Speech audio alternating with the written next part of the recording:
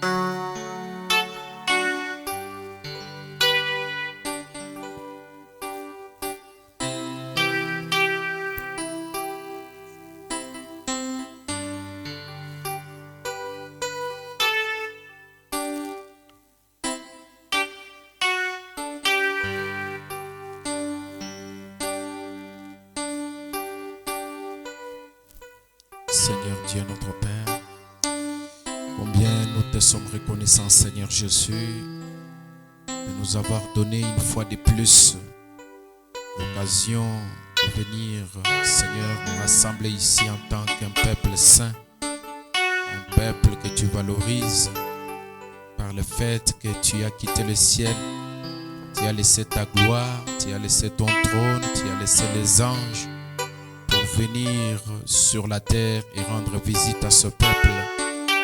Par le versement de ton sang, tu as racheté un peuple qui était vil et qui ne méritait même pas tout ça. Seigneur Dieu, tu nous aimes tellement et il est écrit: Dieu a tant aimé le monde qu'il a donné son Fils unique, afin que quiconque croit en lui ne périsse point, mais qu'il ait la vie éternelle. Et ce soir, Seigneur, nous pouvons aussi célébrer encore une fois la visitation sous la forme d'un homme, dans le corps d'un homme appelé William Branham au temps du soir. Et nous te remercions, Père éternel, Dieu Tout-Puissant, pour ce mois d'avril, qui est un mois pour les béliers, qui est un mois pour les agneaux qui naissent. Et nous savons que c'est dans ce même mois que toi tu es né, Seigneur Jésus-Christ notre Dieu. Ainsi, Père, nous considérons que c'est un mois bénissant pour nous, c'est un mois de visitation pour nous, c'est un mois de la venue de nouvelles choses pour nous, Seigneur. Et nous te prions, Seigneur Jésus, de nous accorder toutes les bénédictions réservées pour nous pour ce mois d'avril. Nous comptons sur toi, Seigneur Jésus, ce soir pour l'écoute de la parole de Dieu, et nous prions que toi-même tu puisses la dispenser, que ça ne soit pas les lèvres humaines, Seigneur Jésus, qui vont faire sortir des pensées humaines, mais que ce soit les pensées divines qui vont sortir à travers les lèvres humaines, afin de bénir ton peuple avec cela. Je m'écarte du chemin, je m'efface de la scène, et je te laisse toi seul entrer en scène pour bénir ton peuple, Seigneur Jésus, de manière exceptionnelle. Sois le maître de toutes les choses, du début jusqu'à la fin, dans toutes les parties, dans le nom de Jésus-Christ. Amen. Amen. Que Dieu vous bénisse ce soir. Wanambariki jioni. Nous allons nous tenir debout pour lire la parole. Hivi tutasimama juu ndio kusoma neno. Nous n'avons pas beaucoup de temps. Hatuna na wakati kabisa kabisa. Nous avons beaucoup de choses à donner, mais peu de temps. Lakini maneno ni mengi ya kutoa, wakati kiko kidogo. On va essayer de résumer pour que nous puissions aller tout droit au but. Tutapima Apocalypse kufupisha chapitre ili tuende. 3, Ufunuo sura ya 3 verset 5. mstari wake wa 5. Celui qui vaincra sera ainsi revêtu de vêtements blancs. Yule atashinda yeye atavikwa na mavazi nyeupe. Je n'effacerai point son nom du livre de vie. Na sitapanguza kamwe jina yake katika kitabu cha uzima. Et je confesserai son nom devant mon Père et devant ses anges. Nitakiri jina lake mbele ya baba yangu na mbele ya taifa yake. Que Dieu bénisse la lecture de sa sainte parole. Amen.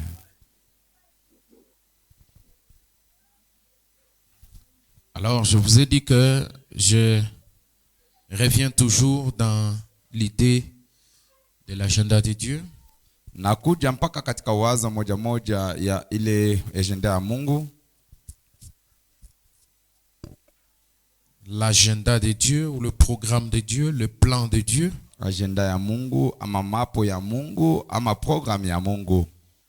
Nous avons déjà parlé de beaucoup de choses. Nous avons vu l'accomplissement des prophéties par les événements qui se produisent aujourd'hui. Tulishasema maneno mingi na tuliona kutimilika kwa unabii ya Mungu kupitia majambo yenye yanaonekana leo. Et nous avons compris que tout cela ne surprend pas Dieu. Na tulielewa ya kama yale yote haimshtushe Mungu. Et nous avons aussi compris que les prophètes et les moyens par lesquels Dieu nous permet de connaître quelques parties importantes de son agenda. Na tulielewa ya kama nabii anakuwa ni namna moja tu Mungu anatupatia ndio tupate kutambua ama kujua siri ya Mungu. Parce que Dieu prend un prophète, Kwa sababu Mungu anachukua nabii, il l'élève, anamnyanyua, il l'amène à jeter un coup d'œil dans son programme. Anamfikisha apate kuchunguza licho ndani ya programu yake. Et il vient sur la terre, il nous communique cela. Na yeye nabii anashuka pa dunia njuu ya kutuonesha ile. C'est pour ça qu'il compare ses prophètes à des aigles. Ndio kwa maana analinganisha ama kutoa wale wanabii kama mantai. Et Dieu lui-même est un aigle. Na yeye Mungu peke yake ni tai Et mkubwa. nous, ses enfants, nous sommes des aiglons. Na sisi watoto wake sisi ni tai kidogo. Mais si nous avons vu qu'il y a beaucoup de choses qui n'ont pas été révélées, Tuliona kama kuna vitu mingi yenye haikufunuliwa, mais qui sont dans le plan de Dieu ou dans l'agenda de Dieu. lakini inakuwa ndani ya mapo ama programu ya Mungu. Bien que n'étant pas révélées, Hata vile yayo haikufunuliwe, mais ça y est dans les plans de Dieu. lakini inakuwa katika ile mapo ya Mungu. Je voudrais aussi dire Nilipenda tena kusema que la vie de chaque personne sur la terre, ya kama uzima wa kila mtu chini ya dunia, là où vous êtes là, fazi ambapo wewe uko, votre vie, votre geste, vos pensées, maisha yako, kutenka kwako ama mawazo, mafikiri yako, vos actions, ama kazi, maneno yote unatenda, vos œuvres,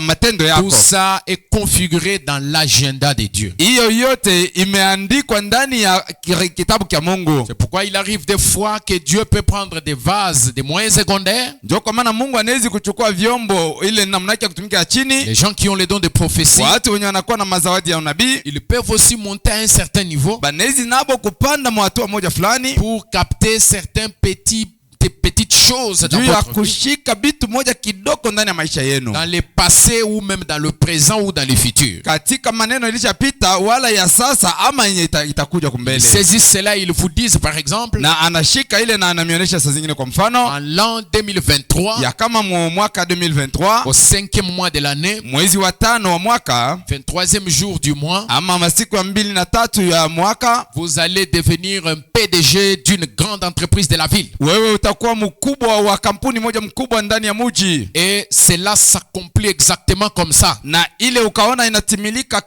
kama vile alisema. C'est la preuve que cela a été dans l'agenda de Na Dieu. hakikisho ni kusema kama ile ilikuwa katika mapu ya Mungu. Donc tout ce qui se passe, c'était déjà écrit. Manake yote inafanyika ilikuwa imekwisha andikwa. Nous avons vu que Pierre, Tuliona kama Petro, Jésus est monté plus haut et il a montré à Pierre ce qui allait lui arriver dans quelques heures. alipanda juu kabisa na akamwonyesha Petro kilipasha kumfikia mudakika kidogo tu. Peut-être qu'avec la pensée humaine, Pierre pouvait se dire, il faut que je reste attentif, il faut que je puisse noter et dévier cette chose. Petro alipasha kubakia na utaratibu, sema inapasha nibakie kwanza kimya na nipate kuepuka hiyo maneno. Mais Jésus lui avait dit, Lakini Yesu alimwonyesha na hakikisho, dans quelques heures là tu vas me nier. dakika kidogo hapa utanikana.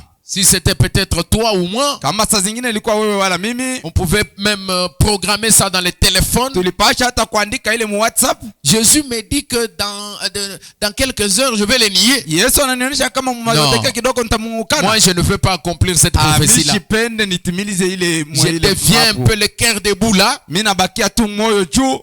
Et j'attends à ce que cette heure-là dont Jésus a parlé vienne pour que je ne puisse pas les nier. Nachunga ya kama ile saa Yesu alisema ipate kufika ili mimi nisipate Je prends kumkana. toutes les dispositions. Nachukua tu maneno yote natia pafasi. Ça peut sonner que ça peut paraître facile. Inaweza kuonekana tu nyepesi, Mais ce n'est pas facile. Ce lakini n'est sio pas nyepesi. facile. Haina tu teketeke. C'est difficile Ni nguvu parce que c'est déjà établi. kwa sababu imekwisha andikwa. Pierre s'est vu les deux pieds dedans dans l'accomplissement de la prophétie de Jésus. Petro alijiona na miguu yote mbili ndani eko natimiza kabisa mapu ya Mungu. Parce que tout ça était déjà écrit. Kwa sababu yote ile ilikuwa ilishaandikwa. C'est ainsi que Ndio vile il y a aussi des événements majeurs kuna tena majambo mikubwa que nous avons établis à travers les Écritures. enye tuliona kupitia maandiko Que nous avons montré na tulionesha que la Russie devait bombarder les États-Unis. ya kama Rusia alipasha kumpiga Parce que Amerika Dieu est bombe. capable d'utiliser même un pécheur, même un démon pour accomplir sa Kwa prophétie. sababu Mungu ana maeneo ya kutumia hata shetani njoo apate kutimiza tu mapu yake ama unabii wake. Il n'y a pas en Dieu,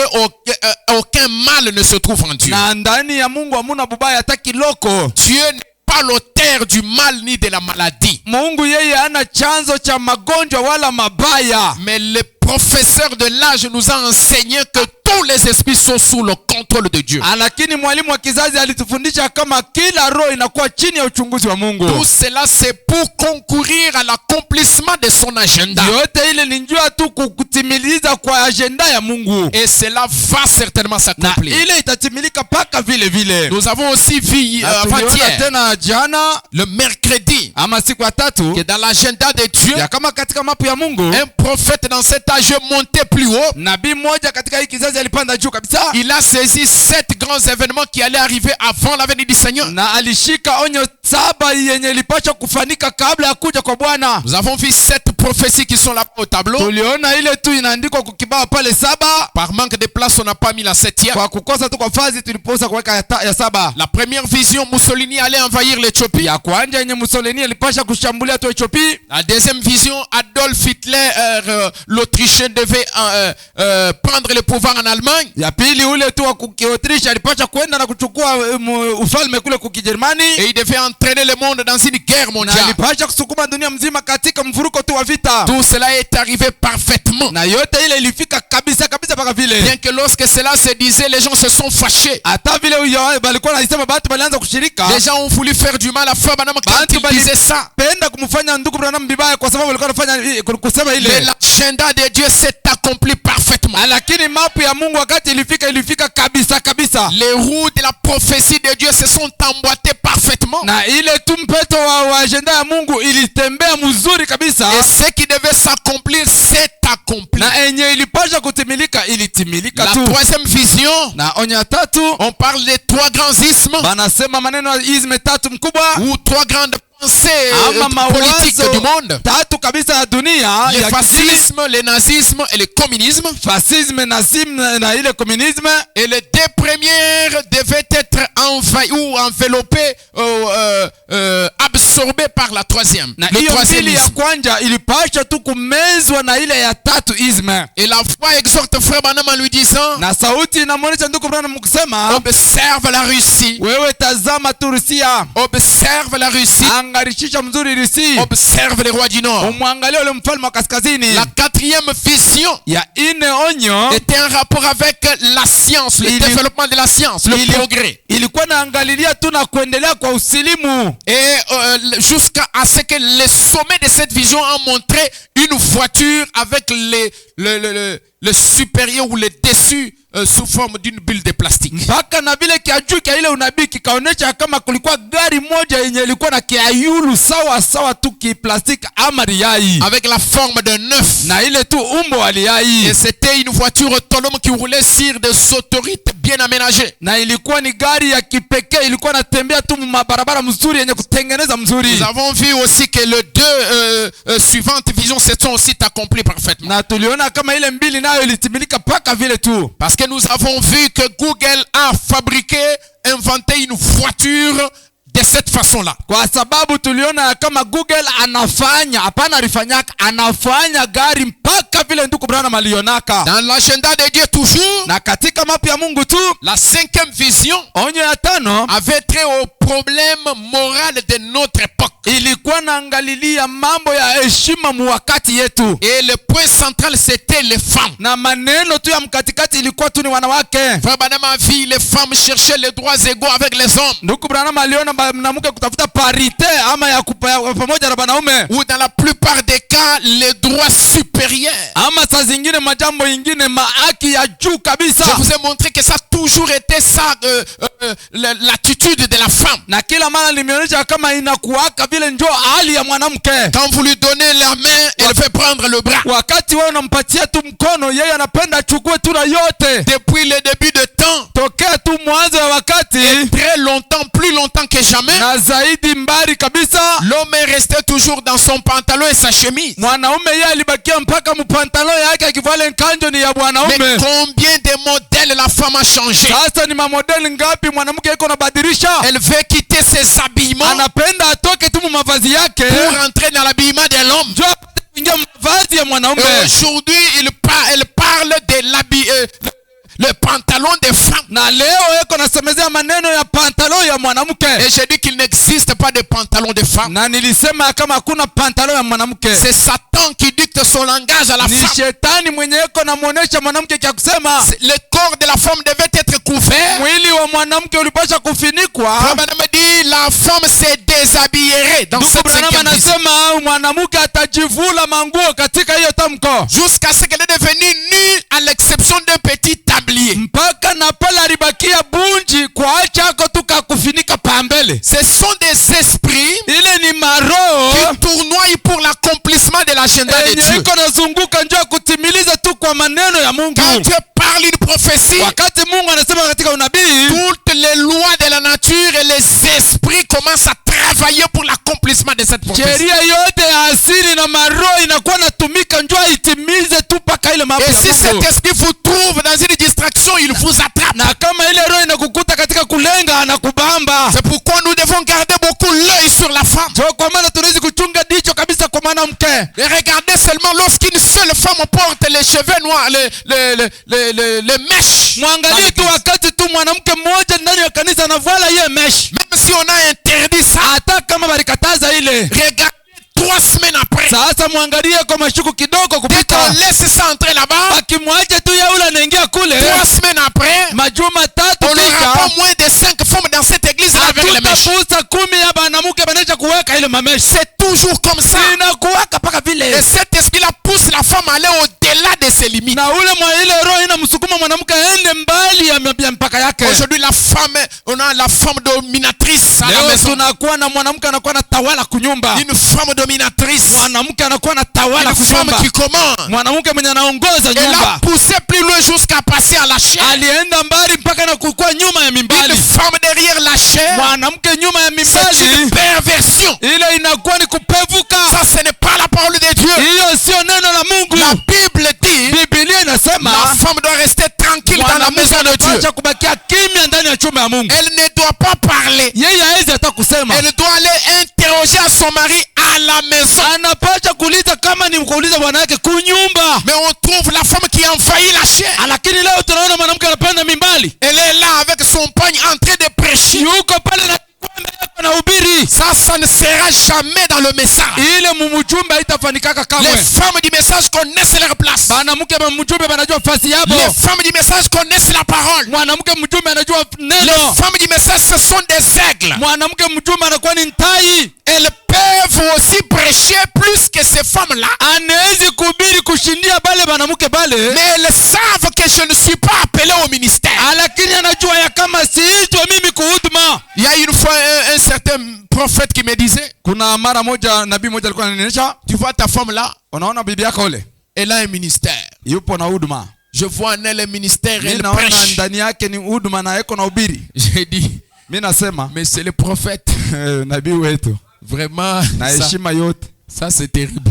na heshima yote mnabii Le wetu. ministère est réservé à l'homme seul. Huduma inachungiwa ndio mwanaume tu. Oh mes amis, si William Branham n'était pas venu, Barafiki yangu kama William Branham dans akukuja, quelle sorte de confusion on serait aujourd'hui? ilikuwa mvuruko kani tulipasha kuwa leo. Nous n'avons qu'à glorifier Dieu pour la venue de Frère Tunapaswa Branham. tu kutukuza Mungu ndio kuja kwa William Branham. Que Dieu soit loué pour ça. Bwana Mungu apewe sifa kwa Et hiyo. donc la 5e vision c'était ça. Na ile onyo ya 5 ilikuwa ile La femme qui cherche à monter au-delà de ses limites. mwanamke mwenye anataka kupanda kushindia mipaka yake. D'abord, elle ne doit même pas avoir des droits égaux. Anapenda haki hata kupita hata yenye ya kushindia na mwanaume mwenyewe. Elle doit être dominée par son mari. Yeye anapaswa kutawaliwa na mwana yake. Dites amen à ça. Mseme amina kwa ile. Mais elle va plus loin. Lakini anaenda Elle mbali. cherche la parité. Eko natafuta tu haki ya Et pamoja. dans la parité, elle cherche la supériorité. Na ndani ya parite anaanza kutafuta aanze kutawala na C'est banaume. toujours comme ça, l'exagération. Yeye anakalaka paka vile anapendaka paka C'est kupitia pourquoi hapo. vous voyez aujourd'hui elle a Kanga Body, ici c'est Kanga Body. Ndio kwa maana mnaona leo eko na kanga dadi. Demain elle change ses poissons de... Kesho anaacha ile kanga dadi inakuwa poisson de quai. Kama ni quai de poisson. Voilà, donc tout ça, jupe poisson. Bile vyote bile ni paka tu kutafuta namna kuendelea Et c'est mbali. ainsi que cet esprit-là sournois et très rusé s'infiltre parmi les femmes Ile roho ile ni mwerevu kabisa inaingia mubamama pour essayer de les déshabiller d'une manière religieuse. juu ya kupima hako kubavula munamna moya ya heshima. Le diable cherche à déshabiller nos femmes d'une manière religieuse. Shetani anapenda avule bana babibi yetu munamna moja ya heshima. C'est-à-dire, Manake il travaille de sorte que nos femmes à nous ne puissent pas avoir des jupes courtes, anatumika mnamna kusema kama babibi yetu bashipate kuwa na majipu mfupi, qu'elles aient des jupes longues, yo ikuwe paka milevu mais très collantes. lakini ya kubalamata kabisa. Sasa Tout usiso son corps dessiné. na manake mwili yake yote ni wazi Laissez-moi tu. crier très fort. Mwache nilalamike na nguvu yote. C'est Satan à l'œuvre. Ni shetani katika tendo. Fuyez ça. Umukimbie. Fuyez ça. Mukimbie. J'ai une vidéo d'un petit garçon qui prêche. Niko na video ya mtoto kidogo yuko na ubiri. Ça m'a tellement touché, marqué cet enfant. Ilinigusa kabisa ile. Un garçon du message. Kiana mmoja wa mjumbe. Il prêche dans leur maison et son papa, sa maman et ses frères, ses oncles, ses tantes sont en train de dire amen. Eko na ubiri ndani ya nyumba yabo, baba yake, mama yake, basangaji, bayomba, beko na pika amen na baloko na bakubwa hakuna namna. L'enfant dit, Mtoto anasema, quand le diable vient, wakati shetani anakuja, il fait venir entrer dans votre pensée. anezi anakuja na anaingia katika wazo lako. Boutez-le dehors. Wewe mfukushe nje. Fermez la porte de votre pensée. Funga ile mlango wa roho wa akili yako. Le garçon dit, Kiana anasema, moi quand on me frappe, mie wakati wananipika, le diable vient me dire, shetani anakujaga kila mara kunisema, maman est méchante. mama ni mbaya. Mais je lui dis, hors de moi Satan. Lakini namuonesha mbali kwangu shetani. La Bible a dit, Biblia ilisema les parents doivent corriger leurs enfants. wazazi wanapaswa kutengeneza watoto yao. C'est pourquoi vous aussi, Ndio kwa maana nini quand nani? le diable vient avec les raisonnements, Wakati shetani anakuja na mafikiri, utilisez l'épée du roi qui est dans votre cœur mutumie ile mpango wa mfalme na kwa ndani ya moyo wenu pour les chasser. juu ya kumfukuza. On se bat avec le diable comme ça. Beko na kombana na shetani vile. Parce que tout se passe ici. Kwa sababu yote inapitikana humu. C'est là que se trouve. Ni humu ndio mko fazi ya kukombania. Les rings se trouvent ici. Ringi iko ni humu mkichwa. C'est là que se trouve le terrain de bataille. Ndio pale peko fazi ya bukomvi. C'est là que le travail se fait. Ndio pale peko kazi. Dès que le diable occupe là-bas, Wakati shetani anakala tu il mule, trouve une porte qui entre. anapata ama mlango wa kuingililia, Il installe son système d'exploitation, anaweka fazi yake ya kutumikia, son antivirus. ile antivirus yake, Et il commence à vous envoûter. na anaanza C'est ainsi kukushambulia. que nous avons aujourd'hui des sœurs Ndio kwa maana leo tuko na badada qui étaient parmi nous wewe bali balikuwa katikati et yetu, qui sont partis aujourd'hui pour les mariages na leo du monde anatoka de mjoba na muomba kumwoa nje, dada anaisha kwenda. Pourquoi? Juu ya nini? Parce qu'elle était là pour être là. Kwa sababu alikuwa hapo njoo akuwa hapo. Et le diable, elle a laissé la porte ouverte. Na aliachia shetani Ile diable mlango est entré. wazi na shetani aliingia. C'est pourquoi tirez beaucoup d'attention avec cette vision. Ndio kwa maana mkebe ange kabisa na hiyo onyo. Et la 7e vision, Na onyo ya saba, la 6e vision plutôt, ama onyo ya sita, on a vu monter une grande femme. tuliona kupanda kwa mwanamke mkubwa. avec beaucoup d'autorité aux États-Unis. na mamlaka kabisa kwa Amerika, Elle était habillée du violet. na ule mwanamke alivala violet. Frère Branham nous a dit elle devait être soit présidente, soit vice-présidente. Ndugu Branham anasema alipasha kuwa ama presidenti wala wa Nous kumfuatia. avons jubilé ici Na tulishangilia en hapa voyant que cela s'est accompli. kuona kama ile ilitimilika kabisa kabisa.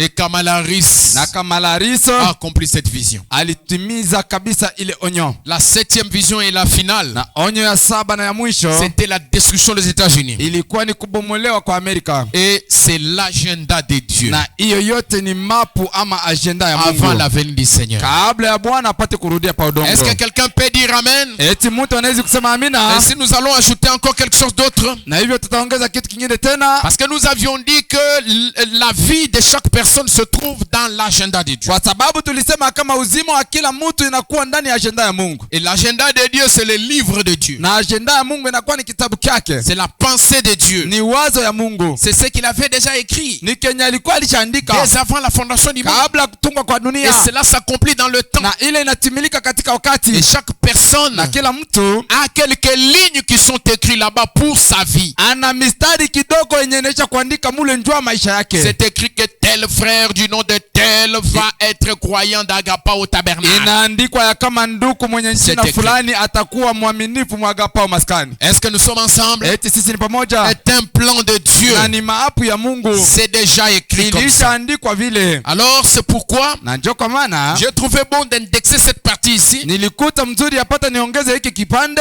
à propos du livre de vie de l'agneau, kwa yenye inaangalia kitabu kya uzima kya mwana kondoo, pour que nous comprenions ce qu'il en est réellement. ili tupate kuelewa kweli kweli ni nini. Frère, nous allons prendre ça dans l'exposé de cet âge de l'église. Katika ile mahubiri expose de cet âge de l'église, Je n'ai pas pris la page, vous allez m'excuser. sikuchukua kartasi, mutani urumia. Mon téléphone est en train de prendre les images. J'aurais pu trouver ça. Je crois que pendant que je suis en train de lire, quelqu'un va prendre une phrase, faire la recherche et nous dire. Nazania kama wakati nitakuwa nasoma mtu mmoja atasoma, atachukua tu msemo na atasema, kisha atatupatia reference ndio kupata paragraph. Parce que je n'ai pas pris la référence ici, la page. Ndio kwa sababu sikuchukua ile reference ama page. Frère Branham dit dans l'exposé de cet âge de l'église, Ndugu Branham anasema katika ile mahubiri, il dit, anasema il commence par lire le livre que nous avons lu ici. anaanza kusoma kitabu yenye tulisoma hapa, Apocalypse chapitre 3 verset 5. Ufunuo sura yake 3 na mstari wa 5. Suivez très attentivement. Pate na angalisho kabisa. Nous allons aborder cette première partie et les dimanches, Tutaingia hii kipande cha kwanza na mjuma, nous allons entrer dans la profondeur. tutaingia katika upana kabisa. Soyez très attentifs et tenez vos stylos à main. Muwe tu na usikilivu na mkamate makaramu yenu kumikono. C'est une leçon très importante. Hiyo ni majifunzo ya maana kabisa. Aujourd'hui, les gens disent, Leo watu wanasema lorsque vous allez à l'église wakati mnaenda kanisa et que votre nom est inscrit sur les livres de l'église ou le registre de l'église, na jina yenu kichaandikwa mkitabu kya mwile kanisa de telle église X Songolo Pakala. ya mkanisa fulani ama kanisa kama ya je vile, Donc votre nom est directement écrit dans le livre de vie. pale manake jina yako ile ibanaandika mwile kitabu ilisha kuandika na mkitabu njina Si tu kitabu sors de uzima. cette église-là, Ukatoka tu mwile kanisa on ile, efface votre nom du registre. bapanguze tu jina yako mwile kitabu, C'est fini, même au ciel, votre nom est effacé. manake na kumbingu banakupanguza. Laissez-moi vous dire que c'est un gros mensonge. Acha nimeonyesha kama ni bongo mtupu. Il n'y a pas une église qui sauve. Hakuna kanisa inaokoa. Il n'y a pas une église qui écrit votre nom et votre nom est écrit dans les livres. Hakuna kanisa inaandika jina lako na jina lako inaandikwa kumbingu, hapana. Et laissez-moi ajouter encore, Acha niongeze tena mara tena, votre nom n'est pas écrit aujourd'hui. na jina yako haiandikwe leo. Votre nom est écrit dès avant la fondation du monde. Jina yako inaandikwa kabla ya dunia ipate msingi, Dans les livres de vie de l'agneau. mukitabu kya uzima wa mwana kondoo. Et le professeur Branham va nous enseigner. Na mwalimu Branham atatufundisha. Frère Branham, il lit, Ndugu Branham anasoma, celui qui vaincra sera vêtu ainsi de vêtements blancs. yule atashinda atavikwa na mavazi nyeupe. Il va d'abord expliquer les vêtements blancs Atafasilia kwanza mavazi nyeupe avant d'en arriver au nom dans les livres. kabla ya kufikia kunjina katika kitabu. Je n'effacerai point son nom du livre de vie. Sitapanguza kamwe jina yake yake katika kitabu cha Et je uzima, confesserai son nom devant mon Père et devant ses saints. nami nitakiri jina C'est yake ça. mbele ya baba yangu na kisha mbele ya watakatifu. Frère Branham prend d'abord la première phrase. Ndugu mama, achukua ile msemo wa kwanza. Il dit, c'est lui qui vaincra ainsi, sera vêtu ainsi de vêtements blancs. Na anasema yule atashinda atavikwa na mavazi nyeupe. Vous pouvez m'effacer les tableaux. Mnaweza kunipanguzia kibawa. Ce verset est en fait une répétition du 4. Hiyo verset inakuwa tu ni kusemulula kwa Toi, ile tu verset interprètes 4. ici. Ça, ce n'est pas ton travail. Va là-bas. Va interpréter. Les huissiers sont là. Frère Branham dit, Ndugu Branham ce anasema verset est en fait une répétition du verset 4. Hein, hiyo verset inakuwa tu ni kusemulula kwa ile verset 4 qui fait allusion aux quelques hommes qui n'ont pas souillé leurs vêtements. yenye iko nalinganisha na watu wenye wakuchafua mavazi yao. Amen. Amen. Le verset 4 Ile sura 4 de l'Apocalypse chapitre 3. ya Ufunuo sura yake ya 3. Essayons un peu de les lire. Tupime kwanza kuyasoma. Cependant, tu y as à Sardes, quelques hommes qui n'ont pas souillé leurs vêtements. Ni pale huko unakule kusarde batu kidogo benye abakuchafua mavazi yao. Ils marcheront avec moi en vêtements blancs Batatembea pamoja nami katika mavazi nyeupe parce qu'ils en sont dignes. kwa sababu wao wanastahili. Prenez vraiment vos Bibles Muchukue kwanza mabiblia yenu kweli et vos kweli. carnets de notes. Na ile makarne de notes Ceux qui en yenu. ont oublié, amenez ça le dimanche. Bale balihesabu muchukue vile. Nous sommes ensemble. Tuko pamoja. Frère Branham dit, Ndugu Branham anasema le verset qui parle des habits blancs, ile mstari yenye nasemea tu mavazi meupe le verset 5, ama ile mstari wa 5 c'est la répétition du verset 4 inakuwa ni kusemulula kwa mstari wa 4 qui fait allusion à quelques hommes yenye inalinganisha watu kidogo qui n'ont pas souillé leurs vêtements. bali abakuchafua mavazi yao. Il y a bien des années, on employait un dicton, Kuna miaka mingi balikuwa natumia ile dicton sans doute tiré de ce verset. yenye kinatokea mwili tu mtamko. Il disait, Balikuwa nasema gardez vos vêtements propres. muchunge mavazi yenu nyeupe, Ce qui voulait dire, yenye ilikuwa namaanisha ne vous engagez pas dans des choses douteuses. msijiingize katika vitu vyenye vinashaga. D'autres le feront. Bengine bataifanya Et vous pourriez être tenté de vous y engager. na munezi kujaribiwa mupate kuingia mwile, Ou quelqu'un pourrait même essayer de vous impliquer. ama mtu anawezi hata kufanya nguvu apate kumingiza. Mais restez en dehors de tout cela. Lakini mubakie mbali na ile yote. C'est comme aujourd'hui, il y a tout un mouvement là, Iko sawa leo kuna kutenga tu moja kubwa des chantres, des prédicateurs, ya baimbaji na bahubiri pour faire partie de la cour de grands. juu upate kuwa katika msululu ya bale bakubwa. Il faut entrer dans une loge. Inabidi uingie katika dini moja. On vous dit non, il n'y a pas de mal à ça. Banakonesha hakuna vibaya kwa ile. Mais il y avait beaucoup de gens qui étaient dans des loges à l'époque de Branham. Na hiyo kulikuwa watu wengi walikuwa katika hiyo madini wakati ya Branham. Ça ne pose aucun Na problème. ile haifanye maneno hata mmoja. On vous donne même des écritures. Anakupa hata Ce kama sont maandiko. des choses douteuses. Ile ni vitu vyenye vinatoa shaka. La Bible, frère Branham dit, Ndugu ne Branham vous anasema, engagez pas dans des choses douteuses. Usiingie mu vitu vinatoa shaka. On vous dit non. Anakuonesha hapana. Vous pouvez être dans une loge Unaweza kuwa katika loge en étant un chrétien, lakini huko tu Mkristo en étant un croyant du na message. yupo tu mwaminifu wa Vous pouvez mjumbe. entrer dans une loge. Unaweza kuingia katika ile dini. Ce n'est pas que vous devenez magicien. Haina kusema kama wewe unakuwa mchawi. Seulement vous participez à ça. Lakini tu unashiriki na Et ile puis on vous donne aussi quelques na avantages. kisha yake wanakupa mafaida kidogo. Ne vous engagez pas dans une chose douteuse. Usijiingize katika vitu vinatoa shaka. Même dans vos travaux que vous faites. Hata ndani ya makazi yenye Dès mnafanya. que vous commencez à voir des choses prendre une autre forme. Ukaanza kuona tu vitu vinachukua umbo ingine. Une forme qui commence à vous amener à quelque chose comme l'idolâtrie. Umbo yenye na kama tu kuabudu sanamu. Les syndicats des travailleurs. Au masindika ma travailleurs. Les comités de motards. Au komite ya mamota. Les comités des chauffeurs. Sijue kama ni ile chango tu ya madereva. Quand ça va son bon train, wakati wako naenda tu mzuri, il n'y a pas de problème. pale hakuna maneno. Mais quand ça commence à changer, ça devient une sorte de religion et de pression. Ingawa inakuwa tu nabadilika, inakuwa mambo moja sana kidini na Des mkazo. obligations là-dedans. Malazimisho kabisa mule Ne ndani. vous engagez pas dans une chose douteuse. Usitembee mu maneno kama ya vile kutoa shaka. Tous les médicaments que nous avons, Madawa yote yenye tunayo c'est fait à base des racines. inafanywa tu na mzizi, C'est fait à base des arbres, inafanywa tu na miti, des feuillages des arbres. ama majani ya miti Comme la quinine, c'est un arbre kama intitulé kinini. quinine. Kuko muti yenye inaitwa kinini. Il y a des arbres comme ça, Kuna miti kama hiyo des racines et des choses na pareilles. mizizi ya vile kama Tous les vile. médicaments que nous avons là, Madawa yote inakuwa katika ce mafarmasi. sont aussi des mélanges chimiques Inakuwa nayo ni kuchanga kwa et mzizi des mélanges de racines et tout ça. na ile kuchanga kwa vitu vyote ile na miti na vingine. Ça veut dire Manake inamaanisha qu'on peut vous présenter les mujilanga par exemple. banezi banakuonesha kwa mfano mjilanga. C'est une mouji juste, n'est-ce pas? Inakuwa tu ni mzizi, sio Vous sio prenez vile. ça et vous buvez. Unachukua ile na unakunywa. On peut vous présenter un autre arbre. Banezi kukuonesha mti ingine, saa zingine embe Gingembre, des choses pareilles. ama tangawisi ama vitu kama hiyo. On vous dit non, ça soigne telle maladie. Banakuonesha inatunza magonjwa fulani. Suivez-moi attentivement. Munifate na utaratibu. On vous dit si vous prenez ça, vous mélangez avec ça, ça va donner ça. Vous préparez, ça donne bien. Banakuonesha Ça kama guérit. unachukua hii unachanga na hii ukaipika itatoa mzuri na itatunza. C'est normal. Ni mzuri. Est-ce que vous m'entendez? Eti mnanisikia? Mais quand on commence à vous dire, Lakini wakati banaanza kunionyesha avant de prendre ça, kabla ya kunywa ile, vous devez taper les pieds 2 fois. unapacha mbele, unapika mbele mikulu mara mbili, Vous devez secouer la tête 10 fois. unawezi mbele kutekesha kichwa mara 10.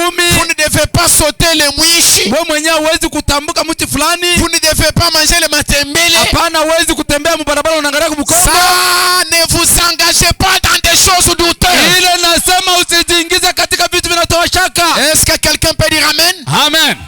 Est-ce que nous sommes ensemble? Amen. Ne vous engagez pas dans des choses douteuses. Usijiingize katika vitu vinatoa Est-ce shaka. que ça pénètre bien? Eti inaingia mzuri. Et donc, frère Branham me dit, Na hiyo ndugu anasema gardez vos vêtements propres. mchunge mavazi yenu sawa. Ça veut dire ne vous engagez pas dans des choses douteuses. Inamaanisha msiingie katika maneno inatoa shaka. Non, vous voyez, Hapana, unaona même quand nous sommes en train de travailler ici, hata wakati tuko nafanya makazi hapa. moi je suis croyant du message, Mimi ni mwaminifu wa mchumbe. mais j'ai toujours eu des petites poudres que j'applique sur mon lieu Lakini de kila travail. mara niko natuma pudre kidogo inatumiaka mkazi yangu. Cette petite poudre là, c'est juste une poudre. Na ile pudre yenyewe inakuwa tu ni pudre mpaka hivi. Vous appliquez juste sur votre vous Unafika tu répandez pa seulement kazi. le matin à 5 heures. Unamwanga tu pa fasi ya kazi Les clients commencent à venir. na bakilia banaanza Qui kumwanga. vous a dit que ce sont ces choses là qui attirent les clients? Nani alikuonesha kama ni tule tuma pudre ndio tunaita bakilia? Les fétiches ne peuvent jamais bénir quelqu'un. Dawa haiwezi kubariki mtu kamwe. La bénédiction qu'on appelle bénédiction, c'est celle qui vient de l'Éternel. Baraka yenye inaitwa baraka ni ile inatokea kwa Mungu. Ça, ce sont des bluffs du diable qu'on vous présente. Hiyo inakuwa ni biongo pesha na bongo ba shetani ile bako namionyesha. Des mensonges de Satan. Bongo kabisa ba shetani.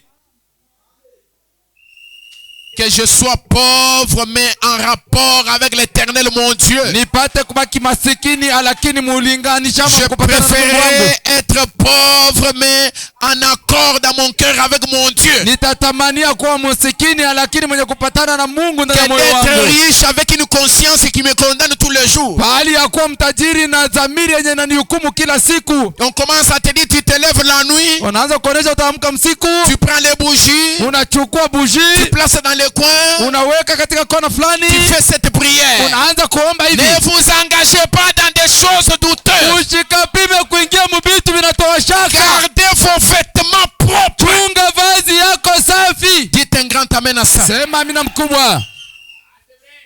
Mais la Bible dit, Lakini Biblia Frère inasema, Branham dit, ndiko nasema, d'autres le feront. wengine Il watayafanya. y a des gens qui le font. Kuna watu wako nafanya Il vile. y a des gens qui l'ont déjà fait. Kuna watu walishafanya vile.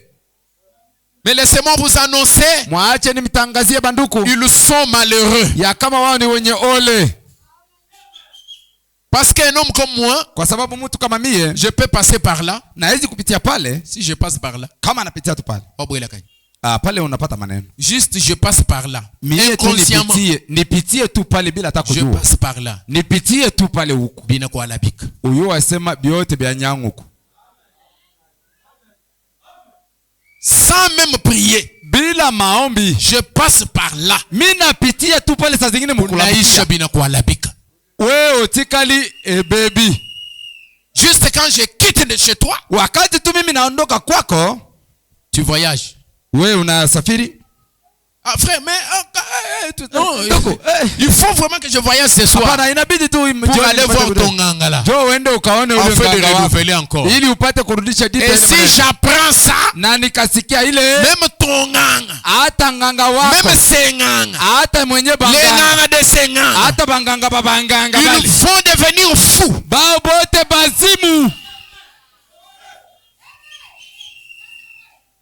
Ne vous engagez pas dans des choses douteuses. Gardez votre robe propre.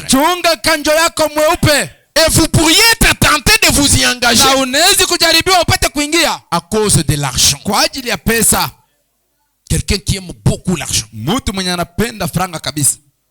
Ou quelqu'un même pourrait essayer de vous impliquer.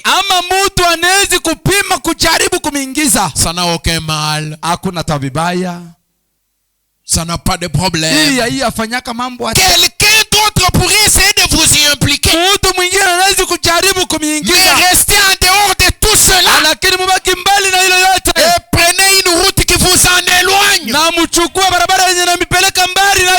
Or Dieu récompense ceux qui suivent ses conseils. Ils seront vêtus de blanc, tout comme lui est vêtu de blanc. Pierre, Jacques et Jean l'ont vu sur la montagne de la transfiguration. Ses vêtements étaient blancs comme la lumière. Voilà comment les saints seront vêtus. J'ai dit amen même si vous ne dites pas amen. Voilà comment les saints seront vêtus.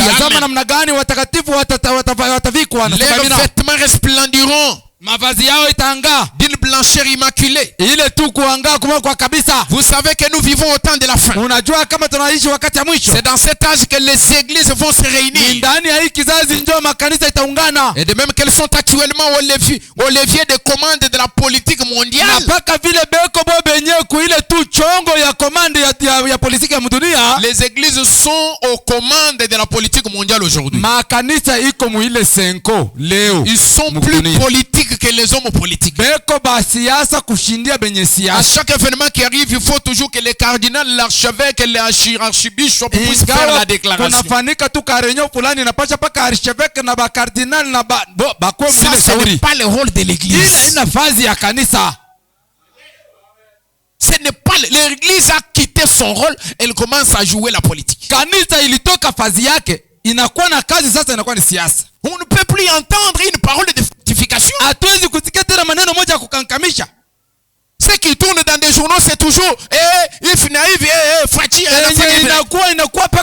églises ont quitté leur position.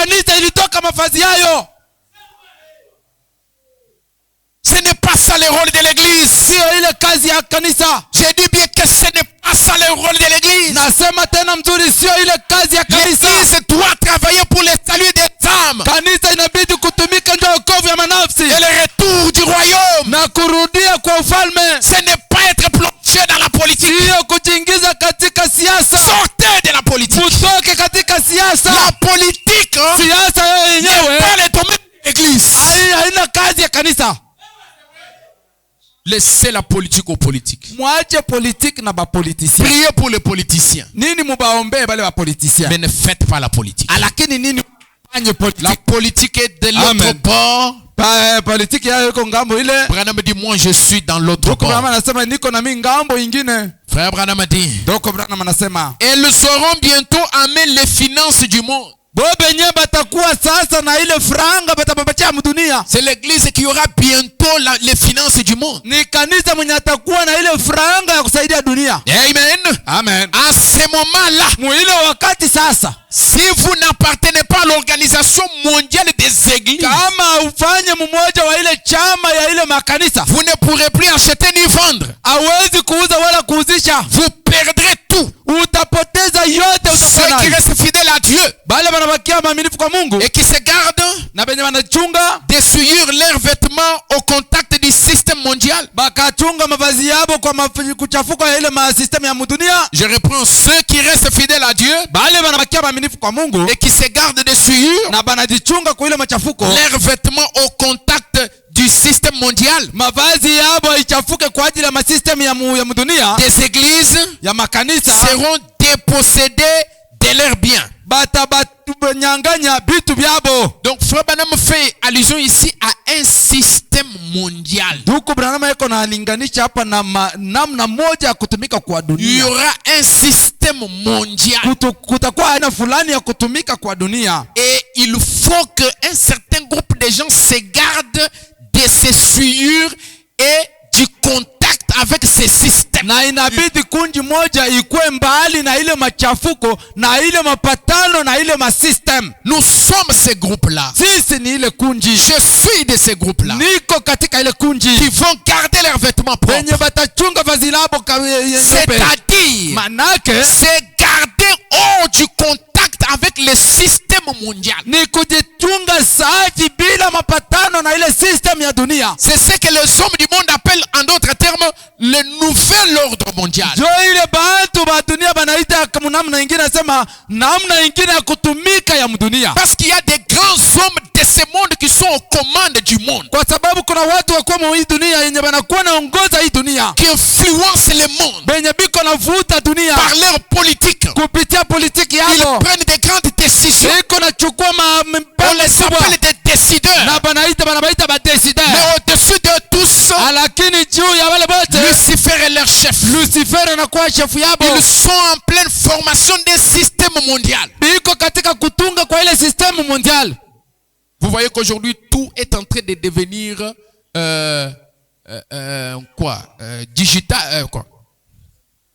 digitalisé ou informatisé, numérisé. Yote inakuwa na kuya tu manake numérisé. C'est le système du monde au bout du doigt. Inakuwa ni ile matengenezo ya dunia tu kumpembeni tu ya kiloli. Le village. Ile tu kijiji. J'ai revu le discours du pape. Niliona tena ile discours ya pape qu'il avait fait avant le confinement. Yenye alifanya kabla ya kutufungia manyumba. Où il voulait rassembler le monde entier. Penye alikuwa anapenda kukusanisha dunia mzima. Je vais peut-être faire ce texte-là, je vais vous le lire les dimanches. Zingine nitafanya ile texte ile nitamsomea ile mjuma. Il disait nous voulons former un nouveau système. Anasema tunapenda kutoa system ingine ya majifunzo. Nous voulons former un nouveau système d'éducation. Tunapenda kutunga system ingine ya majifunzo. Ensemble avec tous les chefs religieux. Pamoja na benye makanisa bote. Musulmans. Musulmans. Politiques. Politique. Je vous appelle tous à Rome au mois de mai, le 20 mai. Niko na miita mwe bote ku Rome mwezi ya 5. C'était en 2019. Ilikuwa ni 2019 Tanzania.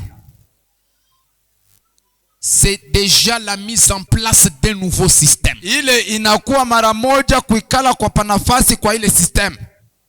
Un système d'éducation. Système moja ya majifunzo. Ça veut dire on va inculquer à nos enfants une certaine façon de raisonner. Batakuwa kuingiza mbatoto yetu namna mwingine ya kuwaza.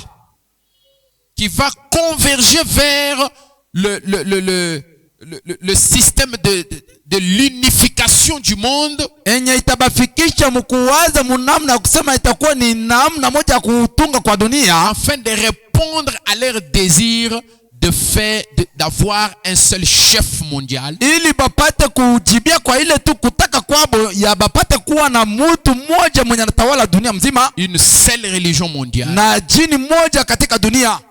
Une seule monnaie mondiale. Moja tu franga mu dunia. Une seule politique. Na kuwe politique moja tu mu dunia.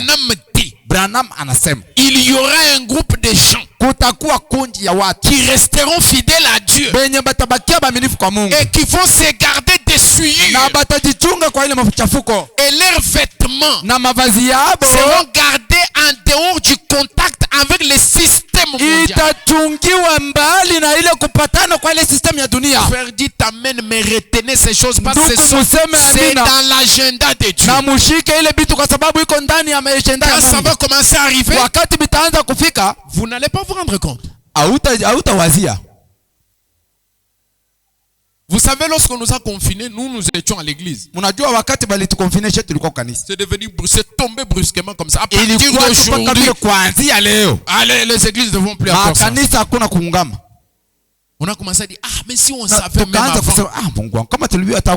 on pouvait planifier certaines choses. On se réunit comme ça, on sort comme ça, on est sorti. C'était définitif. On ne savait plus comment organiser les gens. Se préparer pour savoir comment on pouvait diminuer le rassemblement. On a commencé à se réunir dans des maisons. C'est comme ça que même l'enlèvement aura lieu.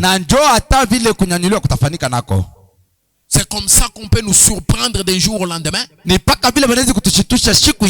Pour vous dire, aucun pasteur ne doit prêcher sans diplôme de théologie. On vote ça dans l'Assemblée nationale. Seulement un diplôme de théologie. Diplôme de théologie. Au Congo. C'est fini. Et vous allez voir les gens commencer à courir pour aller entrer à l'école et s'adapter. Sinon, ils vont avoir un prétexte pour dire non, nous voulons continuer à servir Dieu, mais à l'intérieur de ce système. Vous ne pouvez pas servir Dieu à l'intérieur de ce système.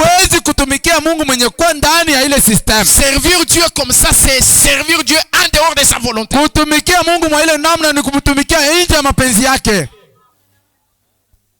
Parce que la parole de l'aigle dit, sortez du milieu de ce système.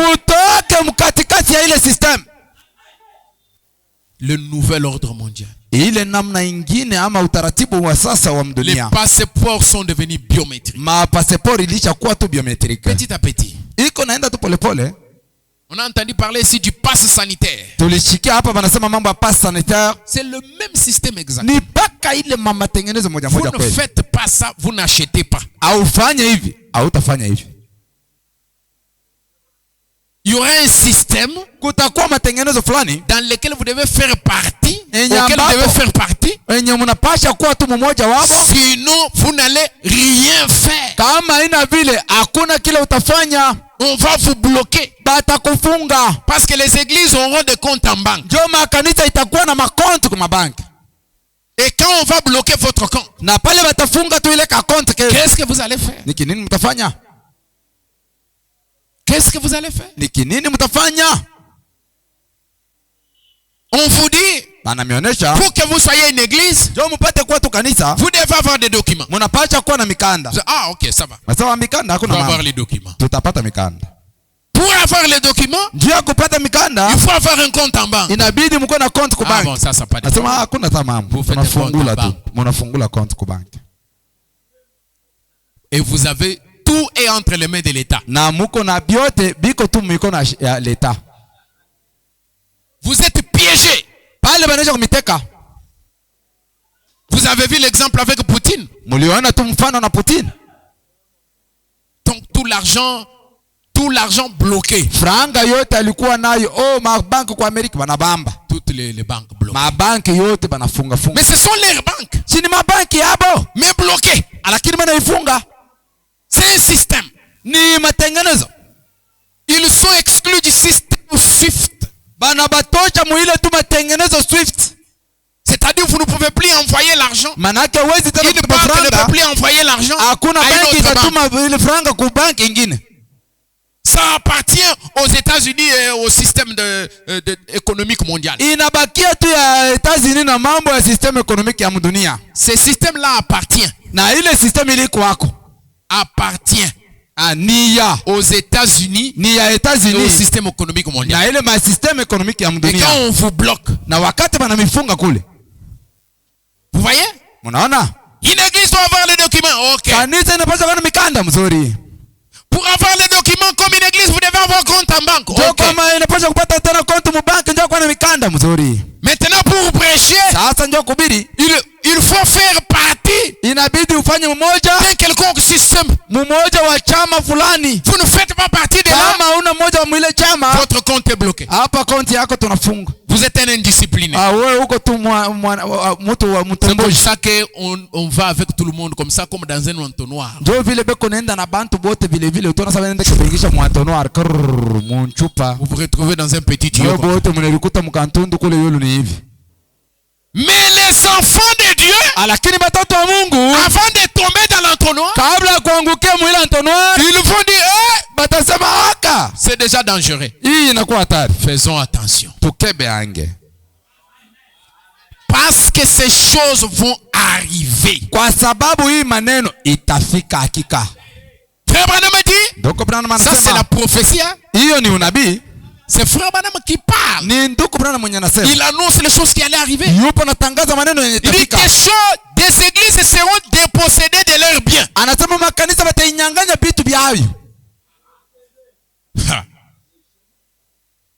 Ces choses vont arriver. On a longtemps entendu l'accomplissement de Kamalaris. On parlait ça comme dans Mumihinganyis. Il y aura une femme qui sera vice-présidente aux États-Unis. Mais aujourd'hui, nous parlons ça dans le passé. Aujourd'hui, nous sommes en train de parler dans le futur. Un jour, nous nous tiendrons ici et nous parlerons de ces choses dans le passé. Peut-être que nous ne le parlerons même pas ici. Ça sera peut-être dans Vimeo ou sur YouTube, chacun chez lui à la maison. Un gros cadenas là-bas. Ces choses doivent arriver. Frère Branham dit, ils seront fortement tentés de céder.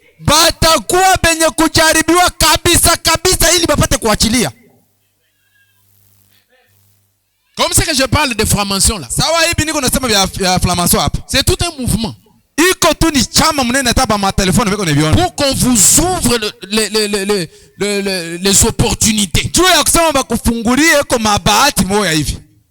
Il faut être connecté. Toi tu vas venir comme ça. Tu arrives là. Je demande aussi la chair pour prêcher. Moine. Petit. Viens, je vais t'apprendre comment Kouloba, au lieu de te donner le poisson. Et tu commences à regarder, tu regardes sur Facebook, tu vois tel ministre, c'est mon ami. Il a prêché dans l'église de... Une grande église. Je veux aussi aller demander la chair. Tu arrives là. Révérend, bonjour. Bonjour. Petit. Tu viens d'où? Non, je suis venu demander la chair. Bon. Toi, tu n'as pas encore compris, hein? Chose qui se passe. Tu n'as encore compris rien, hein? Tu vas te voir être renvoyé, non, reviens demain. Mais l'autre qui vient après toi, il mais comment lui il vient après moi, il prêche dans l'église une grande église.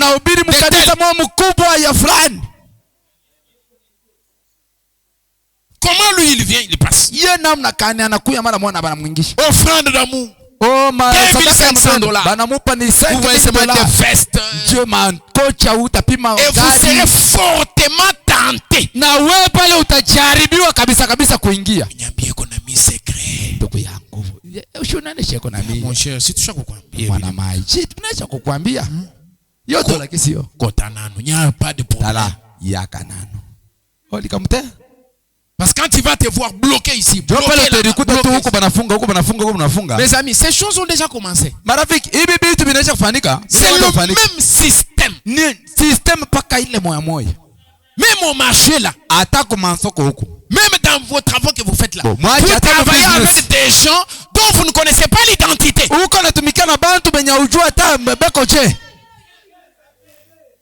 C'est pourquoi vous pouvez voir être exclu dans certaines choses. Mais qu'est-ce que moi j'ai fait?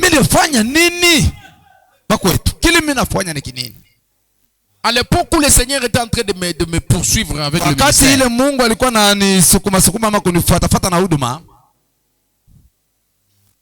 il me disait, toi, tu dois laisser tout. Moi, je veux prendre soin de toi. Tu dois tout laisser pour me suivre, pour me servir. Je ne comprenais pas encore son langage. Je suis allé dans la brousse, j'ai dit, Seigneur, j'ai besoin de me marier. J'ai besoin de voyager. J'ai besoin des habits. J'ai besoin de prendre soin de ma famille.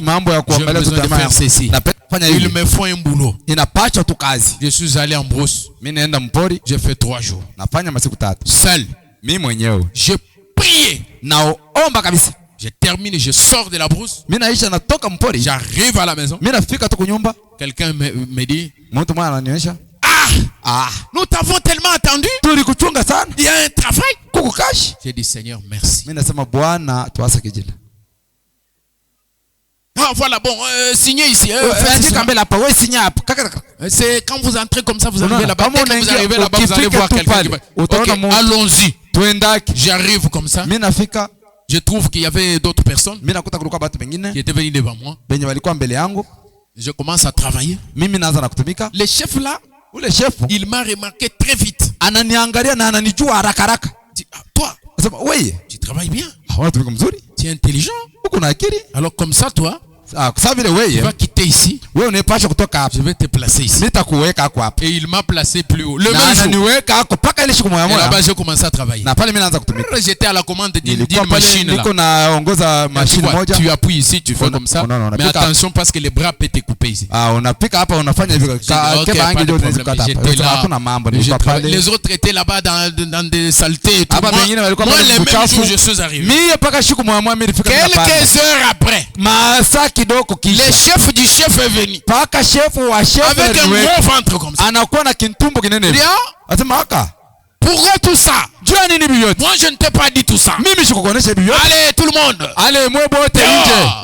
Il prend un gros paquet d'argent comme ça. Il le donne au chef.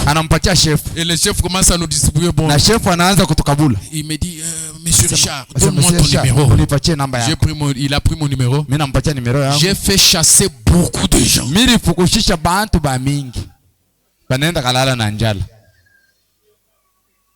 Et depuis ce jour-là, il ne m'a pas appelé. Jusqu'à aujourd'hui. Peut-être qu'il va m'appeler demain. Mais c'est impossible. J'ai fait chasser tous les gens qui étaient.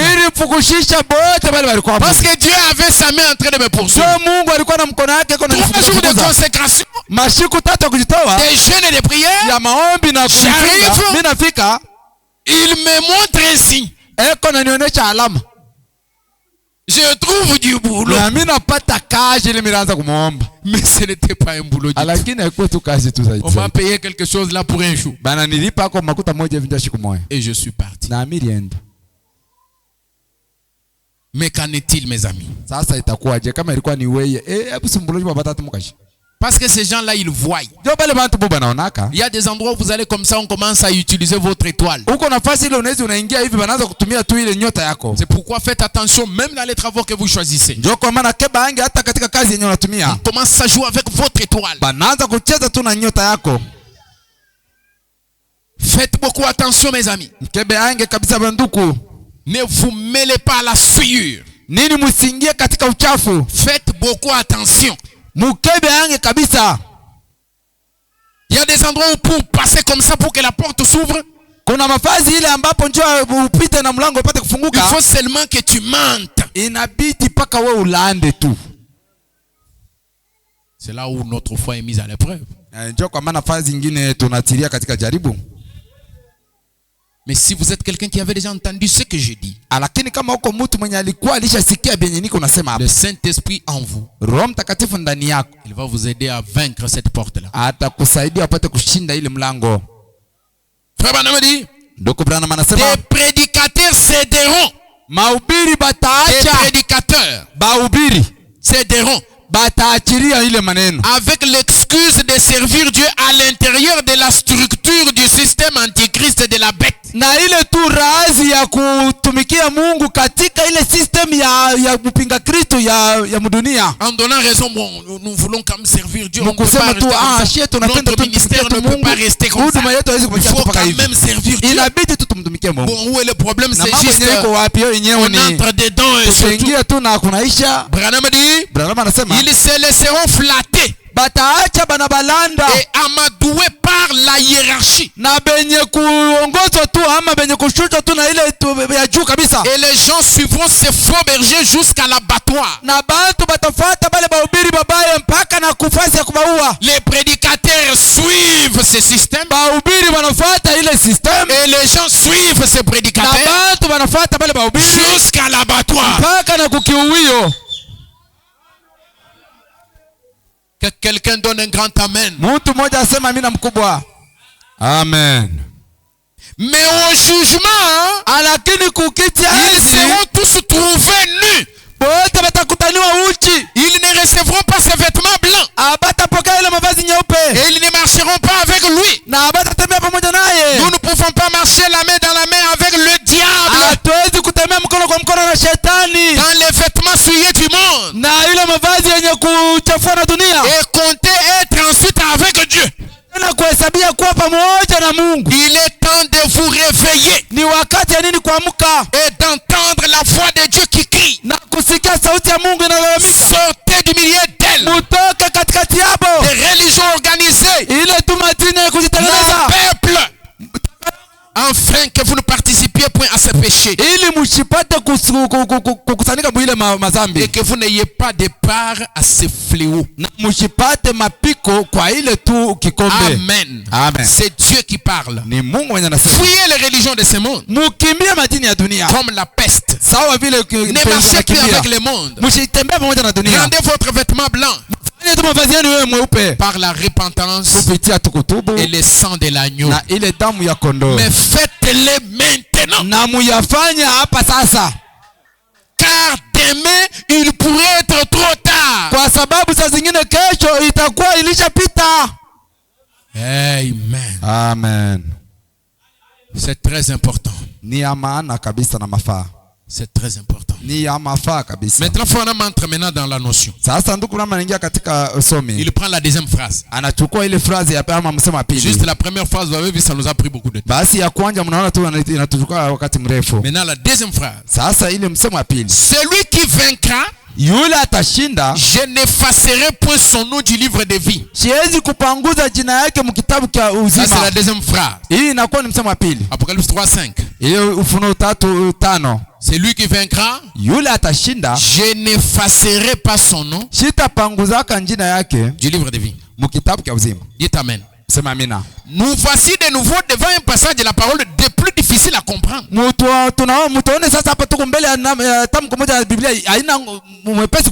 d'abord comprendre que c'est un passage difficile à comprendre. C'est-à-dire difficile du point de vue charnel et humain.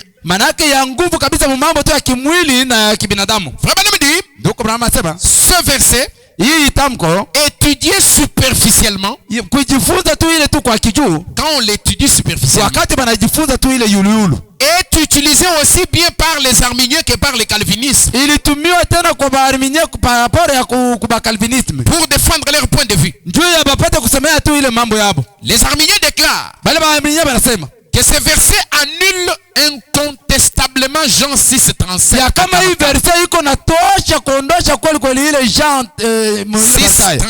à 34. Prenez vos Bibles. Jean 6. 37 à 44. Faisons une étude de la Bible. La Bible dit, tous ceux que le Père me donne viendront à moi. Et je ne mettrai pas dehors celui qui vient à moi. Car je suis descendu du ciel pour faire non ma volonté mais la volonté de celui qui m'a envoyé. Or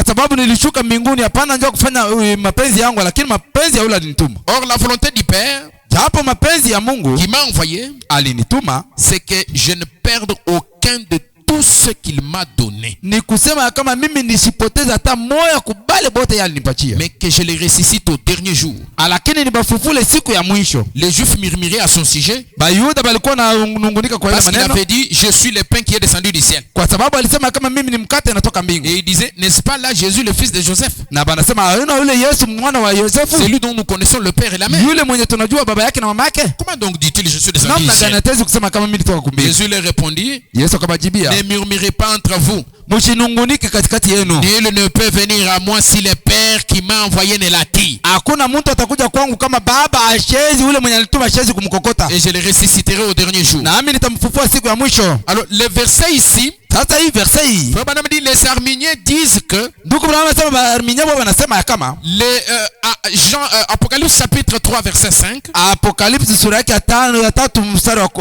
qui dit, celui qui vaincra, je n'effacerai point son nom du livre de vie. Donc celui-ci annule Jean 6 37 à 44. Manake hii inapanguza Yohana 6 37 kupaka na 44. Donc le premier annule le deuxième. Sasa ya kwanza inapanguza ya pili. Pourquoi? Explique-nous frère Branham. Sasa njua nini ndugu wangu utufasilie. Frère Branham dit, l'arminianisme fait de la volonté du Père non un propos souverain. Ile arminianisme inafanya ile mapenzi ya Mungu haina tu mapenzi tu ya juu kabisa, mais simplement un désir passif. Mapenzi tu ama tamaa nia tu ya vile vile. Donc eux ils comprennent que la volonté du Père mapenzi ya Baba n'est pas un propos souverain. Dans sa souveraineté, il déclare ça. Aina katika ukubwa wake yeye anatangaza ile, mais alakini eux ils disent que la volonté de Dieu c'est juste un désir. Ya kama mapenzi ya Mungu inakuwa tu ni nia moja fulani. Et quelle est la volonté de Dieu? Na mapenzi ya Mungu ni nini? C'est que je ne perde aucun de ceux qu'il m'a donné. Ni ya kusema kama sitapoteza hata moja kwa bale alinipatia. Pas de perte parmi ceux que le Père a donné à Christ. Manake hakuna kupoteza katikati ya bale Baba alinipatia mimi. Les Arméniens eux ils disent que cela n'est pas fait sous la souveraineté de Dieu. Mais si Dieu a cette volonté, c'est juste un désir passif. Est-ce que nous sommes ensemble? Amen. Il resterait en dehors de tout cela. Donc Dieu reste en dehors de ça. Bon, il a dit bon, je ne veux pas perdre aucun d'eux, mais bon, c'est juste un désir, je ne veux pas perdre aucun d'eux. Ce n'est pas sa souveraineté. C'est comme ça que les Arméniens pensent. Ils disent que Dieu est en dehors de tout ça. C'est contentant de voir ce que feraient les hommes. Soyez dans la pensée, frère. Dieu. C'est contentant de voir ce que feraient les hommes. De ces bons et gracieux dons. Et même de la vie éternelle. Alors, ça c'est d'un côté. Le calvinisme. Les adeptes Calvin. Les voient autrement. Il voit dans ces versets une grande consolation donnée aux saints et accablés.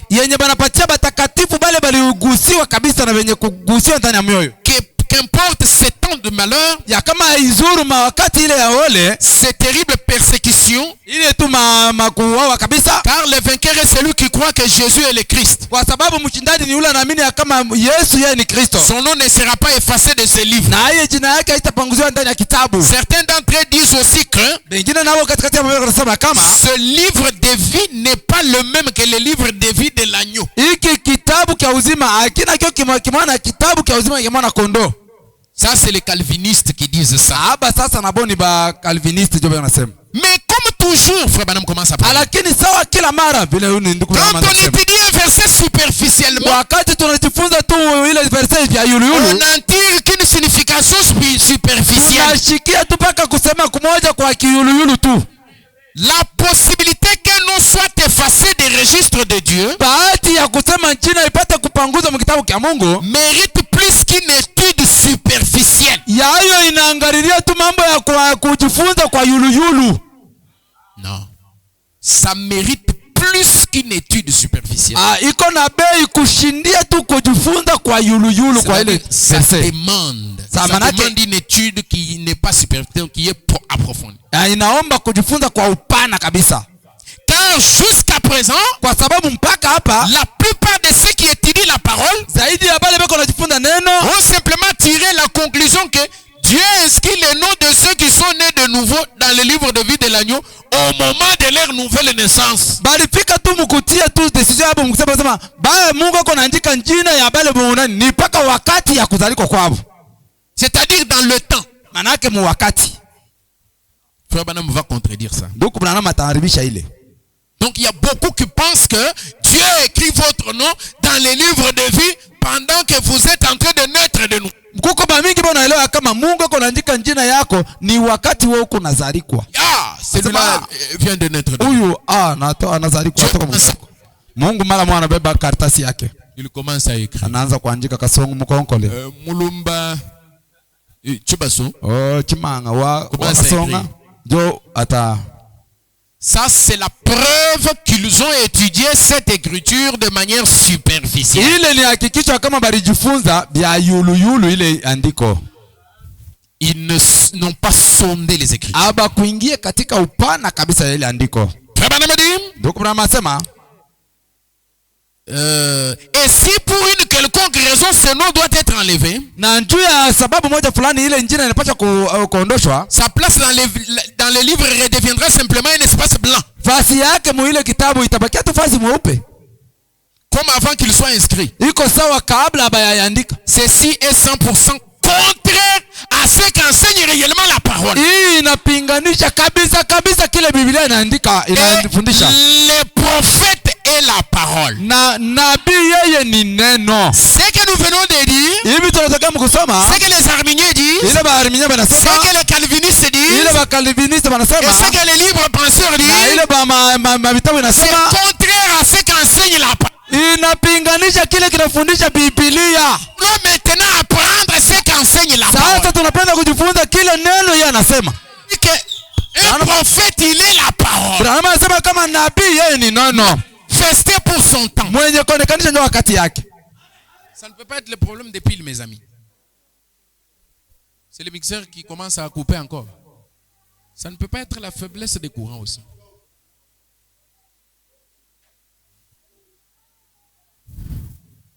Alors il faut aller faire vérifier ça. Amen. Amen. Maintenant, frère Branham. Sasa ndugu Branham. Maintenant la parole. Sasa neno. Commence à enseigner. Inaanza kufundisha. Pour commencer notre étude, jua kwanza majifunzo yetu, disons tout de suite que tuseme hapa sasa ya kama pas un seul passage de l'écriture n'enseigne que Dieu est en train d'établir une liste de noms. Hakuna hata andiko moja ya Biblia inasema kama Mungu eko naenda na kuandika list moja ya majina. Musema amina kwa ile.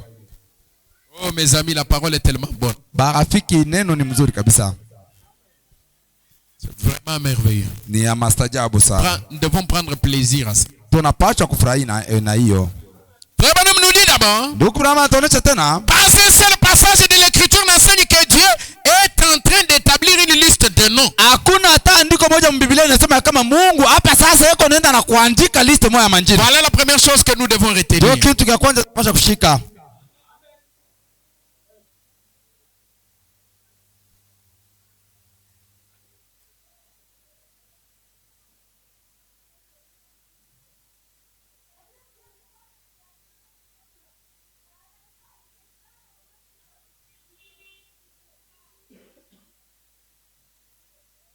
Petit.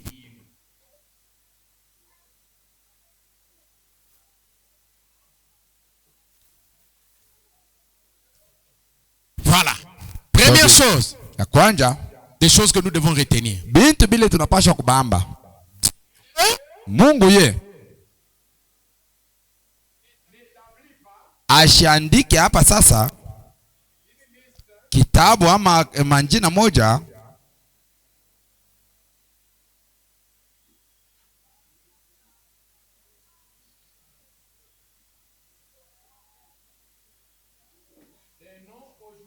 ya manjina leo, ou en d'autres termes dans le temps. ama mkusema tena mwakati. Nous devons retenir ça. Ça c'est pour les aigles du message. Hiyo ni njoo mantai ya ujumbe. Il me reste 10 minutes. Kuna nibakia dakika 10. Tout cela a été fait avant la fondation du monde. Ile yote ilifanywa kabla dunia ipate msingi. Les noms manjina kuandikwa ont été écrits. Iliandikwaka passé, hein? Iliandikwaka zamani avant la fondation du monde. Kabla ya dunia ipate kutungwa.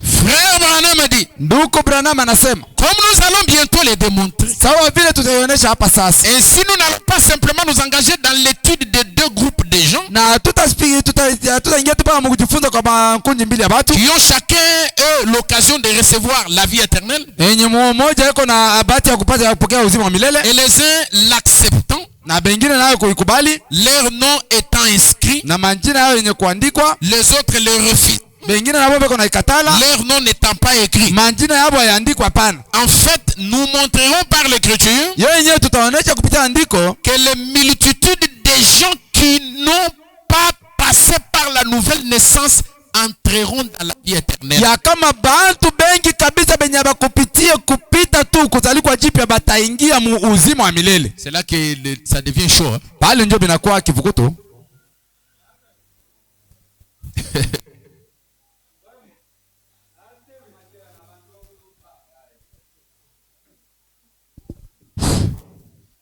C'est formidable. Amen. C'est un enseignement, vraiment, il faut que vous puissiez arranger ça pour que le dimanche, ça soit bien. Amen. Frère Branham me dit, des multitudes de gens qui n'ont pas passé par la nouvelle naissance entreront dans la vie éternelle. Troisième chose à retenir. C'est étonnant, mais c'est vrai.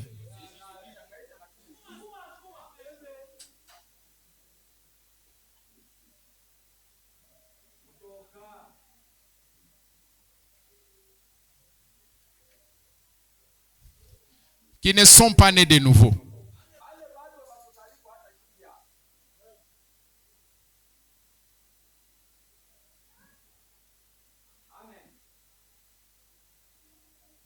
Entreront dans la vie éternelle.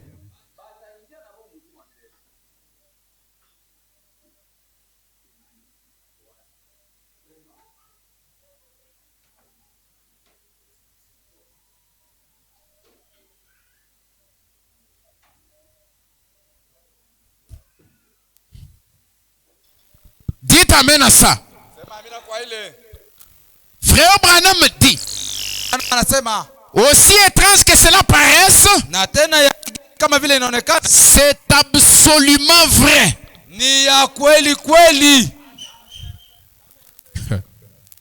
Amen. Amen. Alors, il ne faut pas me prendre en plein vol. Sasa usinikamatie tu pa katikati. Parce que Branham vient de nous dire une étude superficielle. C'est-à-dire kubeba tu ka écriture kamoya. Bien ka déclaration kamoya. Ça va vous amener à une conclusion superficielle. C'est pourquoi nous devons continuer. Pour ce soir, nous retenons 3 déclarations. Parce que je vois ce qui suit, c'est très important. Ça, il faut l'aborder les dimanches. Donc, nous nous arrêtons par ces 3 déclarations. Dieu n'établit pas une liste de noms aujourd'hui.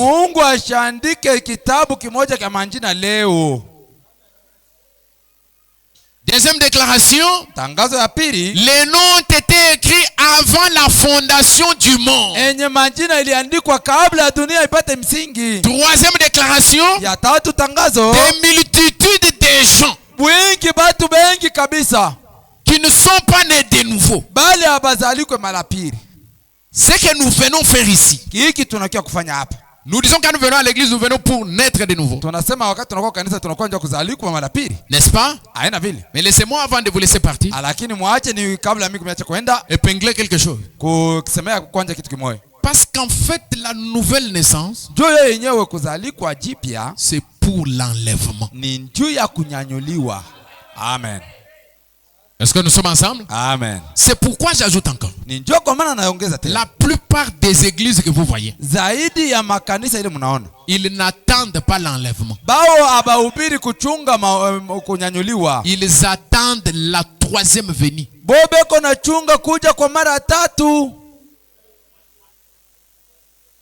Certaines personnes qui vont dans des églises, qui sont religieux, n'iront pas au ciel. Mais ce n'est pas qu'ils sont perdus pour toujours. Ils vont ressusciter à la seconde résurrection. Ils seront jugés. S'ils sont trouvés dignes, ils vont entrer dans la vie éternelle. C'est pourquoi j'avais parlé de ça dans le confinement. J'avais dit, je ne préfère pas aller au repêchage. Je souhaite passer à la première session. Parce que le millénium, c'est uniquement pour ceux qui sont nés de nouveau. Et le message du prophète Branham, c'est pour ce groupe-là. Que le Seigneur vous bénisse. Nous allons nous retrouver le dimanche. Mettons-nous debout.